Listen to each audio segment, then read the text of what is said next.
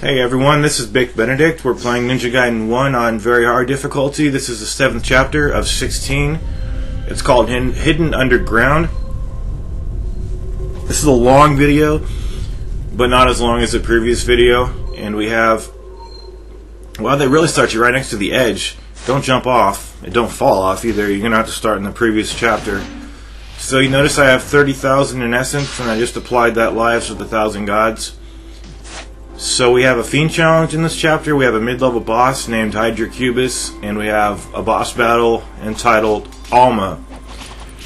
And it also occurred to me when I was playing this that there's way too many bats in this game. There's far too many areas that are overly dense, if that's the correct terminology, overly dense with bats. Okay, so hit the save point here, and you want to jump down to one of these levels. Yeah, there are safer ways to jump down there, but bear in mind that if you jump all the way down to the coffin chamber, you will not be able to get back up here. So you'll have to do a quick start select and start the game over. I find that when I want to die, or want to restart and have my character get killed, if I have like a Talisman of Rebirth in me or on my person, then what I'll do is I'll usually just press start select real quick to get to the just end my session, rather than try to stay in one place and just have the enemies kill me so I could restart. But this session up here is extremely long. It took me, I think this was 30 minutes worth of a Fiend Challenge. And this whole thing is going to be in fast forward mode, because I'm not going to sit here when I could just make a 30-minute clip into like a 10-minute clip, which I think it ended up being somewhere around there. So the Fiend Challenge starts out here.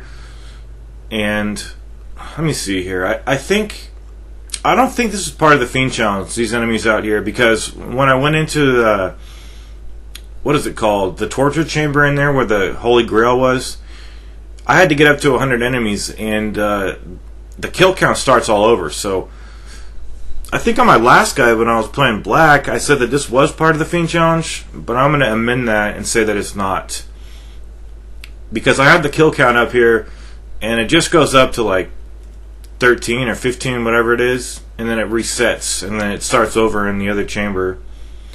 So I wish these kills were part of it, but you don't even have to kill these guys if you don't want to. And I think I made around 30,000 in essence on the Fiend Challenge, plus I got my reward, which is the Lives of the Thousand Gods. But it just takes forever, and it's difficult because you can't do ETs. And we have to deal with these guys who have a lot of HP to cut through. Just way too much. And I'm using the... what's that called? The cremator move with this weapon. But one thing I just hate about these guys is that they grab. And you could see the grab coming a mile away. But sometimes they'll just grab you. And it's kind of your fault because you're not evading at the proper time. But...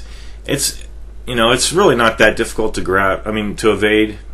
But when you're in the middle of a combo and you can't end the combo, you're not in cancelable attacks, that is, you might get grabbed. So we need to kill 100 guys here, and this is pretty tough, and it's not fun. See, I'm getting jumped on right there. And I think I waste nearly all of my items here. I know I waste a Talisman of Rebirth. And it's due to the simple fact that you can't do UTs. Now, UTs are, see, grabbed again. UTs aren't really a valid option when you have the archers here, but the archers go away after you get to like 30 kills or something. Not really sure, but you do have to prioritize those enemies.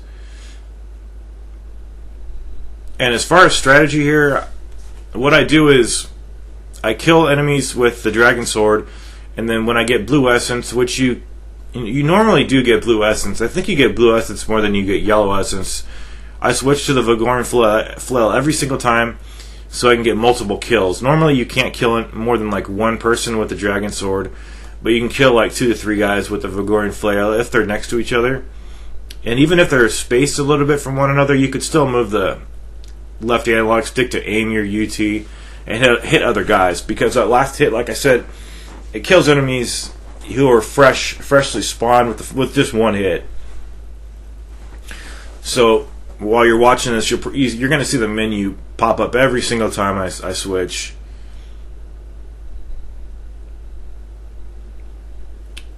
But a lot of the times you're fighting like 3 or 4 of these guys, and you're hitting one guy, but you're kind of having to stop your combo to see who behind them is lunging forward trying to grab you, because that's all they really do. They grab you and they do their slow attacks, and you could see all this stuff coming a mile away, like I said. But sometimes it's also the not the game's fault, but the controller's fault in not responding.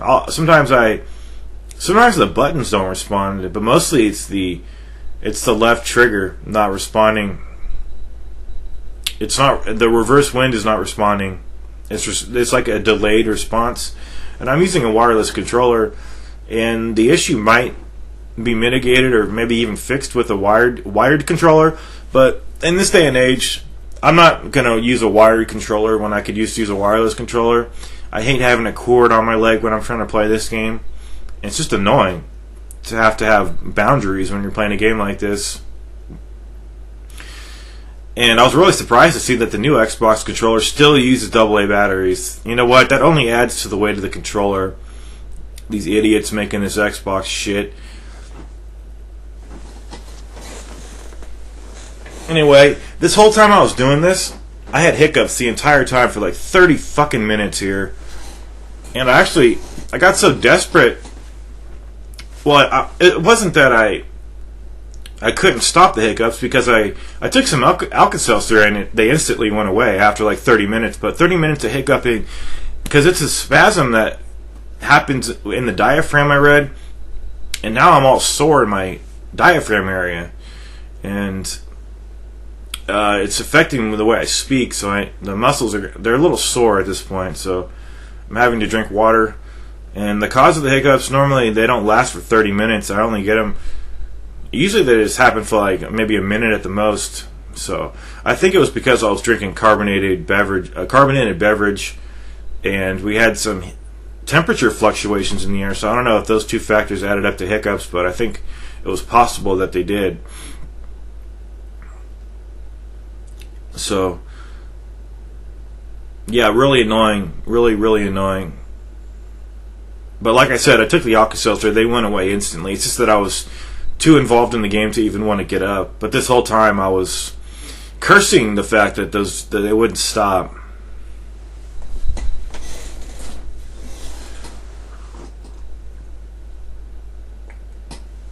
Oh yeah, also, I went all the way up to the monastery area again, and before I went to this trial, I got my Dragon Sword up to level 3. So, you can either wait until afterwards down at the next door, or you could just go up to the monastery like I told you in the last video, if you ever want to go back up there. So, you get, once again, the reason I'm using the menu so much is not to see how much money I have or anything like that. It's just to switch the weapons. And it would be great if you could use the D-pad to maybe assign 4 weapons that you love to just instantly switch. But, you know, they don't even do that in the Ninja Gaiden Sigma. The new ones, they don't even do that. Like, the D-pad does nothing when you're not in the regular menu in this game. But a moment ago when I was referring to my controller, it's not my controller that's the problem either. I mean, it is the controller, but I don't have a broken or defective controller. So, yeah, this just takes fucking forever. So, and it's just not even fun. If you could do UTs, you take those things for granted so much.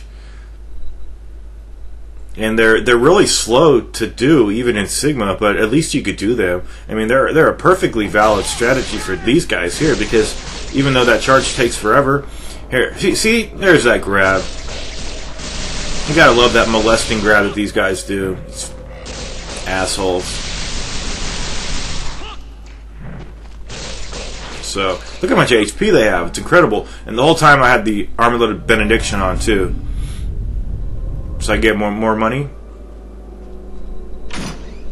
And the armlet I'm going to have for the next section on is the Armlet of the Moon, I believe. So now we have to go all the way back. You want to save your progress. And we're going to be doing the fights leading up to Hydrocubus. And it's one of those situations, see, a densely populated bat area yet again. I'm actually sick of the bats. I don't mind the ghost fish because I know how to deal with those guys now. But the section leading up to Hydrocubus is really going to be frustrating for you if you're not careful with the whole situation, because once you jump down there, you're going to want to engage in the fights to get the money. Which there's two main fights in the dust in the sand pit area in the main room. We'll get there presently, but really watch out for these guys here. Took the long way through. You see how if you had some essence in the previous room staggered, you could kill at least the first guy here, because if you rewind that from when I went into this door here, into this main room, you'll see that these guys were not even in their stance to fire an arrow. They were getting into place, and it takes them quite a long time to get into place. So you could definitely, I should have done that actually, had some essence staggered, because those bats do follow you down into this area. But this is not fun either. But I like to clean these enemies up and take care of them. That was fortunate right there. Normally, you'll get a charge, you'll get your on-landing charge going, and then they'll just cancel you out of it with an arrow. These guys are eerily accurate with their arrows. It's really unfair. And right there, that move, before I did that kick, it was before the kick when I was doing the evisceration move, I call it. What you do is you press the analog stick, and you delay pressing the X button, and you'll do that move. But you have to be pressing forward on the left analog stick. So here's a map nobody wants, but I get anyway. And here's the save point. And no need to do the cutscene on the bridge. Don't even go on the bridge. Just jump off the ledge here and press the Y button, and you will target a foe with the helmet splitter attack. So this is sped up right here too, because I had to apply all 9 of those, so that should be your first upgrade in this game with the Life of the Gods. That's the 9th one right there. Sorry about my nasally voice. Okay, let's get back to the save point, Big Benedict, and get our asses over here. Helmet splitter on this guy. Take care of him, maybe sever an appendage. But it doesn't count for a moot down here. There's 2 fights, exactly the same. There might be 1 or 2 fewer of these zombie guys here. I suppose they'd be zombies. And I'm gonna speed up the second section, but that's what I like to do down here, because since they're the same fight, I'll just have the first one in real time, the second one will be revved up and fast forward. Because once we take care of the slashers, as I call them, we're gonna have to just kill the regular guys, and there'll be 2 at a time at first, then 1 at a time. And surprisingly, there's no archers down here. I think they started putting the archers in Sigma. But yeah, when I said zombies a minute ago, it reminded me of the new game that's coming out, Ninja Gaiden Z, which looks like a toddler's game, even though it's tailored for adults. But you know what? We've already seen the ruination of this franchise. Now they're just adding insult to injury. You know, with this new Ninja Gaiden Z, this childish game that they're putting in front of us. This franchise that's for hardcore gamers. You know, until Ninja Gaiden 3 came. But I personally don't think we'll ever see a good Ninja Gaiden game, like I said before. And that does sound really pessimistic and like I hate the franchise or something like that. But does a person who has made a guide for almost every Ninja Gaiden game hate the franchise? No, I don't hate it. I love it. I want to see better games, but I know that it's not likely that we'll ever see a better game because not the right people care about this game anymore, or the franchise. And it's not in the right hands. They might care about it, but it's not in the right hands that the people want. It's in Hayashi's hands right now, and we're getting shit. We're getting Razor's Edge. We're getting this anime kind of stuff that's just horrible.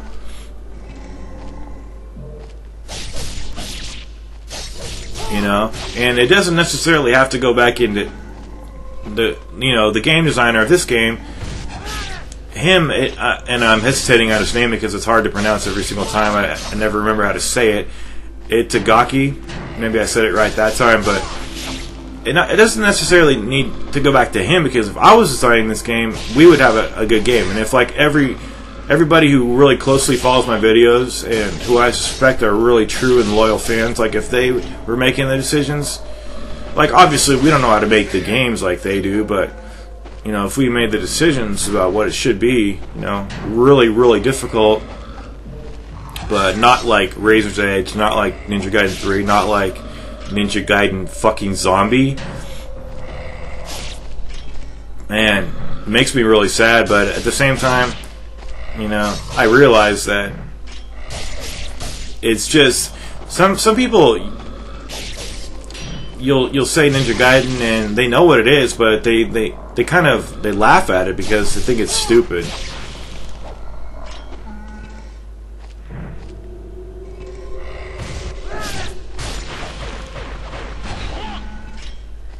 And I think some people I know call it Ninja Gaiden on purpose because it sounds like they're trying to say the word gay, like it's a gay kind of game.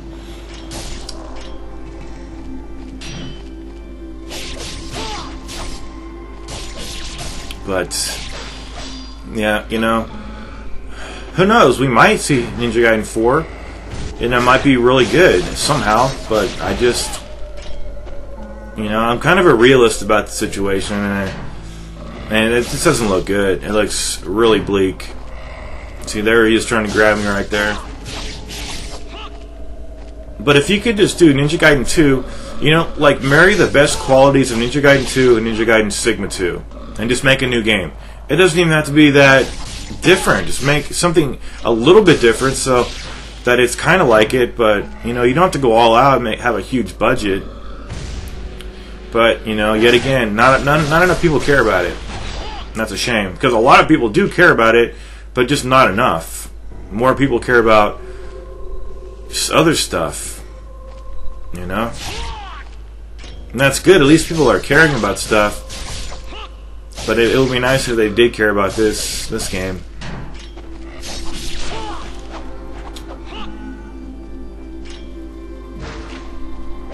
Because this game is just perfect.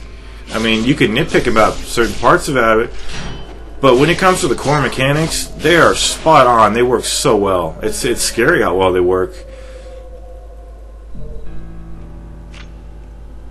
Okay, so that fight's done. Now this section, I'm going to speed this up because I'm going to go in the red room and then leave, the chamber of the red eye, and then I'm going to leave it, and then this is just the same exact fight. So also, I'm going to be doing the skips in the next room, so I'm not going to be running on those traps of torture in the next room. And I did find that the one in the red room always gives me a problem for some reason. Only in this version, I have no issues. Well, let me rephrase that, because in Sigma they changed the chamber of the red eye to a room that's not anything except you running on water to the other side. And there is archers on the other side, so it can be kind of frustrating a little bit. But the chamber of the blue eye in Sigma gives me no problem. And in Ninja Gaiden Black, both of the rooms, they don't give me any problem either, I don't believe. It's just in this version. And I think the reason is due to the bridge and the lock-on system.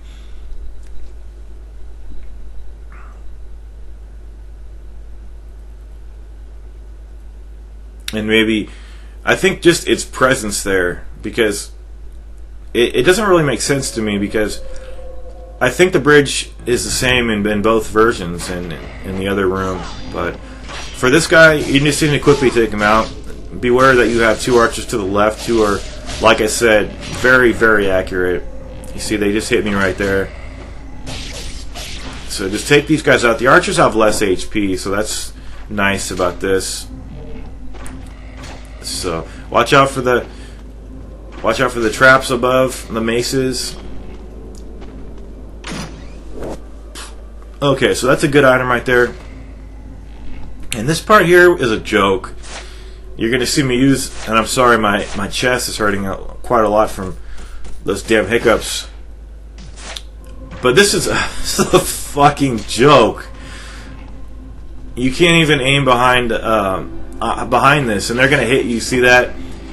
Imagine how pissed off I was getting. How much anybody would get pissed off over here to not be able to hit these guys, and they hit you from around the pole. So don't come here without incendiary shurikens, because those things will kill these guys very easily. But the thing about getting up to that platform, and I've done this in every single guide, so this shouldn't be new to anybody who's watching my guides. But it might be new if you're just watching one. This is your first guide of mine you're watching. Then this will be new, getting up to those things. You're depending on the lock-on system to get up there, and you're depending on shuriken. You're using shurikens to increase how high you can jump. After which you press the Y button. So you have to have one guy up there to lock onto. So only kill one guy. And here I'm using the Windmill Shuriken and thinking how stupid it was. And then I remembered in the previous chapter trying to get up to the where the bone dragon was. If that was the previous chapter, no, maybe that was 2 chapters back. But when you jump off the walls here, you're gonna throw like 2 shurikens. So make sure. The reason I'm charging right there is to see if anyone's up there is deceased. So I could see. I'm gonna do it again. And if you just watched this video and you didn't know anything about Ninja Gaiden, you wouldn't know what I was doing over here. Same with me using the wind run to see which guy is still up there. See, did I get the essence right there? I believe I did. So I'm going to use the wind run right here, so I don't even have to look up there to see because it's targeting that guy right there. So you do a vertical wall run, you press shurikens at the height of your run, and then you press the Y button. And I'm going to put it in slow motion for the next room. The only reason I didn't put this one in slow motion was because I got it on my first attempt, and also this one never gave me any trouble.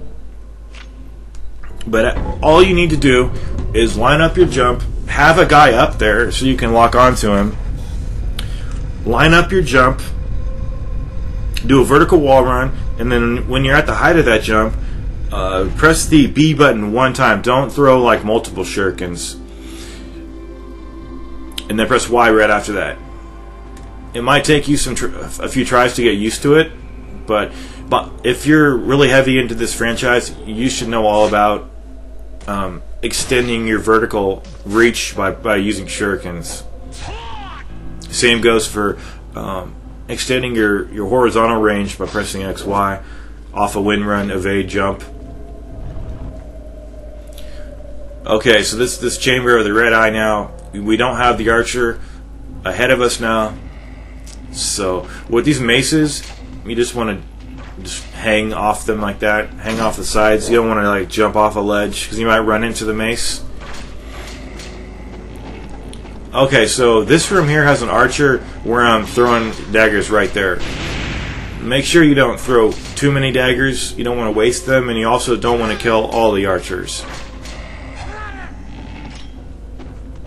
So, see, it threw 2 there. I can't help it though. It's going to throw 2 every time you do that. So I'm trying to see if he's deceased. He is. I know he's deceased because I got essence right there. And now I need to just kill one of these guys without wasting too many of these incendiary shurikens. So it's just going to target this guy because he's right next to me. So this final shuriken is going to kill him. And then I don't need to do the wind run over here because I know who's still alive. And it took me like 10 tries to do this. That's why I had to do some editing over here. You'll see a really rough jump. But see, run up it, press B, then press triangle or Y. See, at that point I was tossing shuriken, and then press Y. You'll lock onto the guy. Sometimes as you're locking onto him, he'll shoot an arrow at you and knock you back. Don't worry about that. Just try it again. and get your blue essence. These guys always yield blue essence, pretty much traditionally speaking. Not every time, but normally they will yield that. So Hydrocubus, no lackeys, but this guy is extremely difficult on the other games because he has Cat Fiends as lackeys, and it's extremely difficult. So remember to just hang off the sledge here, don't jump, and then fall down. The things you're going to want to have equipped for this fight is a Dragon Sword, the Armlet of the Moon, probably, if you want to receive less damage. And also, as far as Nimpo, you're really not going to use an Nimpo, but I just chose the Fire Wheels anyway. And if you just followed my protocol for how to deal with these guys, you shouldn't have a situation where you die, because if you do die, you're going to waste like 15 or 20 minutes worth of your hard work. And you have to do those 2 battles down here because they don't spawn after Hydrocubus. But my protocol, it pretty much dictates that your life has to be at full health pretty much all the time, as full as you possibly can. Because the acidic balls that this guy's throws here, whatever they are, they take away a hell of a lot of damage. See all that damage? And I have the Armlet of the Moon equipped too. So always, when you slay a tentacle, always go over there and grab the health or the Nimpo. Hopefully you get some health. But remember, when you're doing the wind run and then you fly swallowing, remember to Shuriken cancel and then press the Y button. I'm always tempted to say triangle button. And then use the second essence you get from the second slain tentacle to do a UT, and then follow that up with an Azuna drop. And then as you see right there, my Nimpo did absolutely nothing because he went into unhittable status right there. So heal up right here. And I think I said to myself I didn't need to be at full health because I've got to follow my own protocol that I'm going to be telling people about. So wind run, fly swallow, Shuriken cancel, Y. That's all you've got to do. And then just always keep your guard up. And if you see the acidic balls, just compensate for them by evading. And it's a pretty easy win, but you have to be. Because you could die so quickly that you'll probably be crying afterwards because you feel that you got robbed so badly. And I've been in a situation like that so many times. But just be fortunate. There's no fucking Cat Fiends here. There's nobody here. As there rightly should be. Nobody here with this guy. He doesn't need fucking help. He doesn't need. Look, he's capable. He doesn't need help. He doesn't need lackeys. So. Remember, you always get the health, wind run, fly swallow, Shuriken cancel, Y. To do that helmet splitter attack. And he's almost dead, but of course, even after I do the Azuna drop here, he's going to need some more hits. So I probably could have killed him if I had the Armament of the Sun equipped, but that may have meant that I possibly could have wasted more healing items, having taken more damage overall from the fight. So, a potentially hard enemy, but if you follow my protocol, you'll be fine. And don't waste Nimpo unnecessarily there. Normally he gives off some pretty good loot. I think he gave me a Nimpo, some health at least. Now we can go back up, revisit the store, and do that crucial save that we need to do after having done so much and gotten a lot of money. So there's the Lives of the Thousand Gods. We're also going to get a Jewel of the Demon Seal for the first time in the game, and I would recommend you just apply that to the only thing you can apply it to at this point in time, namely the Art of the Inferno.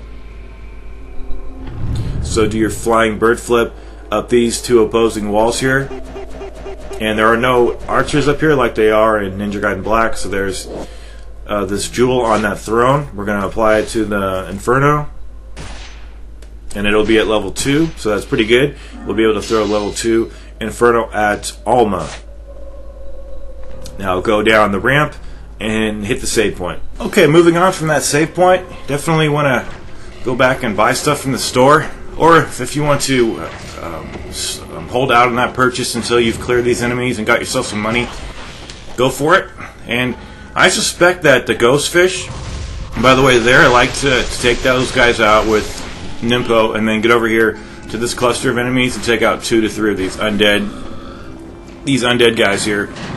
So I suspect that I was expecting ghost fish up ahead, but I think they're only in the labyrinth and only on the core. So I could be wrong about that, but that's the 2 places where I suspect they would be. I mean, I know they are in those two locations because they're in the previous difficulty there. But here's me doing the what's it called? That move that I was telling you guys, the obliterator or the cremator move. My bad. Remember XX forward and then XXX 5 times. But yeah, this thing is really good. So I have the armlet of the benediction on. I almost said my own name there, but it's the best armlet to have, and you can even see from a save point. Yeah, this guy's a fucking bastard here, but you can see the armlet on him. It's you see the armlet, it's yellow, and every time you put a new one on, it changes color. So even though nice little touches like that really bring this game home to me, and just reinforce to me how good it is and how much attention they put into the detail of this game and into this just exquisite overall masterpiece that is this game and this franchise. But yeah, don't look for anything good else coming, because what we have coming is a piece of shit. I looked at my feed today and then somebody asked me, "Hey Bick, are you going to do a guide for Ninja Gaiden Z Yaiba?" And I was going to say a lot of things, some of which were kind of rude, borderline rude, but I just said, well, actually it was kind of rude, but I just said, no, I'm not going to be doing a guide for that because that game is going to be trash of the foulest kind, or something like that. And, I don't know. I looked at that game because I was curious about it, and I've seen parts of it, but it just looks like a button mashing cartoonish shit fest. That's exactly what should be on the back of that box when it describes that game. But these guys have kind of been throwing daggers at these guys and using Nimpo to clear these guys up a little bit. There was a close call right there. So we're going to be dealing with Alma. And I was wanting some ghost fish up ahead because I wanted to get some more money from those guys and possibly some Nimpo drops, because they frequently give you Nimpo drops, but nothing doing here. So there's a pretty good combo. Yeah, Alma, she's not tough. She's not hard whatsoever. I think she was in her early prototype stages in this game. But it does look like a finished product. I mean, it does have that feeling. But you can think about this. There's no lackeys on her. And the Flying Swallow takes more than it usually does. I mean, it hits pretty well. So my only problem with the boss is I get grabbed frequently. And I'm going to blame it on the controller. Because, like I said, it's got some dead zone areas in the plunger. Because the left trigger... The triggers are plunger buttons. It's not really a button. It's just you're pushing down on something, and until it clicks on the bottom part of it. What was I doing right here?